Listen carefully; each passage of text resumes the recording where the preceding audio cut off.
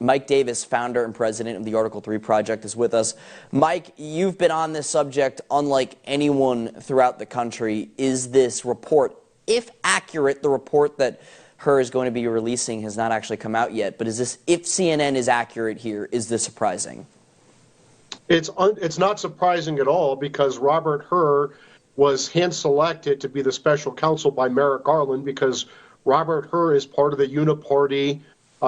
He's part of the uniparty deep state. Robert Hur works with Comey, with Chris Wray, with Rod Rosenstein, that whole cabal. And I said at the beginning when he was appointed, there is no chance that Robert Hur is going to do anything here. He did not run an aggressive investigation, and it's not surprising that he's going to issue a strongly worded letter and then do nothing about this. Remember, the Biden Justice Department went after President Trump, a former president, for presidential records he's allowed to have under the Presidential Records Act. He had him in the office of former president, which is funded by Congress with federally funded staff, secure office space, and Secret Service protection.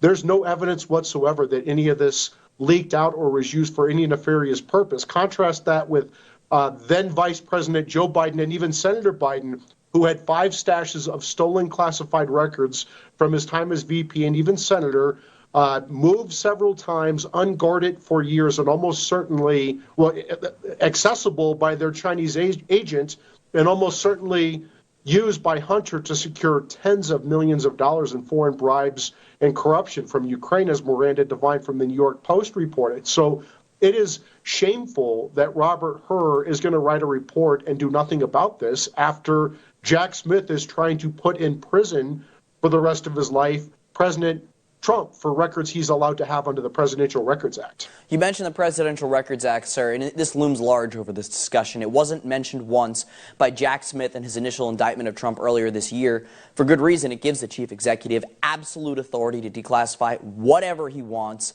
Why are these prosecutors pretending this doesn't exist? Because as you pointed out, these documents from Biden he wasn't president, he was vice president and senator. He didn't have protection under the Presidential Records Act. They are not even citing the Presidential Records Act when the Biden Justice Department, when Jay Bratt ran this unprecedented, unnecessary, and unlawful home raid on a former president. They went to a biased magistrate Judge Bruce Reinhardt, who had just recused 6 weeks later from a Trump case because he couldn't be fair to Trump. 6 weeks later, that bias magically disappeared, and they did this home raid. This is a political hit on President Trump to get back presidential records he's allowed to have, while they ignore the clear violations of the Espionage Act by then Vice President Joe Biden, who almost certainly illegally used these records to secure illegal, corrupt foreign funding. The slant from the mainstream media is that the reason Biden is apparently going to be getting off scot-free is because, well, he cooperated with prosecutors and the DOJ. He worked with them, and President Trump didn't, even though he did work with NARA directly, turned over 15 boxes in January of 2022, let Jay Bratt into Mar-a-Lago to look for more documents, and told them he would help them out with whatever they needed, yet they still raided Mar-a-Lago.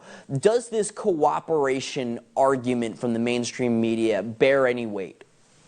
No. I mean, President Biden, when Biden as vice president and senator, he had stolen classified records in his house. That's a violation of the Espionage Act. He moved them several times. That's a violation of the Espionage Act. He had them accessible to his Chinese agent. That's a violation of the Espionage Act.